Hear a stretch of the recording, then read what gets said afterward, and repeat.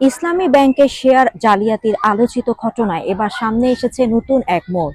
যে ব্যক্তি দেশের সর্বোচ্চ সাংবিধানিক পদে ছিলেন সেই মোহাম্মদ শাহাবুদ্দিন চুপ্পুর নামেও উঠে এসেছে তদন্ত সংশ্লিষ্ট নথিতে। অভিযোগ হচ্ছে জেএমসি বিল্ডার্সের প্রতিনিধি হিসেবে ইসলামী ব্যাংকের শেয়ার কেনার প্রক্রিয়ায় তিনি যুক্ত ছিলেন। আরো চাঞ্চল্যকর অভিযোগটা হলো, এই শেয়ার কেনার অর্থ এসেছে এস আলমের নিয়ন্ত্রণে থাকা ফার্স্ট সিকিউরিটি ইসলামী ব্যাংক থেকে। এরপর জেএমসি বিল্ডারের প্রতিনিধি হিসেবেই তিনি ইসলামী ব্যাংকের পরিচালক, এমনকি ভাইস চেয়ারম্যানের দায়িত্ব পালন করেন বলে অভিযোগে উল্লেখ করা হয়েছে। বাংলাদেশ ফাইন্যান্সিয়াল ইন্টেলিজেন্স ইউনিট বিএফআইইউর তদন্ত প্রতিবেদনে এসব অভিযোগ উঠে আসার পরও বিষয়টি গুরুত্বের সঙ্গে আমলে নেন হাইকোর্ট। আদালত দুদককে পূর্ণাঙ্গ তদন্ত করে আইনানুগ ব্যবস্থা নেওয়ার নির্দেশ দিয়েছেন। তবে একটি বিষয় স্পষ্ট, এগুলো তদন্তনাধীন অভিযোগ।